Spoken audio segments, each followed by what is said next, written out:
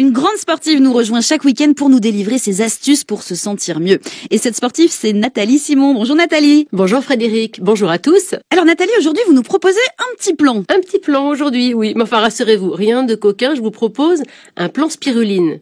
Alors la spiruline, c'est la dernière toquade des sportives. Sur leur table de petit déjeuner, au milieu des traditionnels cornflakes et autres bananes, elle trône en bonne position. Mais qu'est-ce que la spiruline, Nathalie ? La spiruline, c'est un joli nom, c'est une algue bleu-vert microscopique qui doit son nom à sa forme en spiruline, qui a des vertus, dit-on, incroyables. Sa couleur verte, elle lui vient de son pigment, c'est la chlorophylle. Et la spiruline, elle était connue et surtout très utilisée par des civilisations anciennes. Ils avaient déjà tout compris, ils intégraient la spiruline à leur repas et ils profitaient de ses nombreuses vertus. Alors justement, ces vertus, parlons-en. La liste, elle est longue comme un palmarès de champions. La spiruline est parfaite pour les sportifs. Elle est bourrée de protéines complètes qui viennent nourrir les muscles.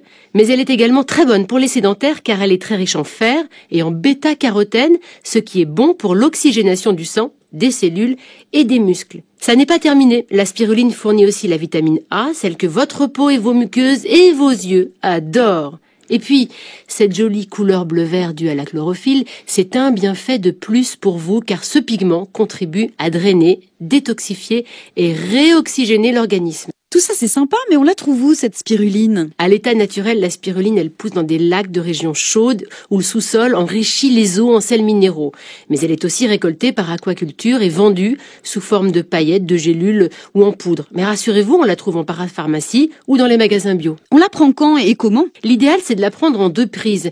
Elle a un effet un petit peu coupe-faim et si vous vous jetez dessus le matin, vous ne pourrez rien avaler d'autre.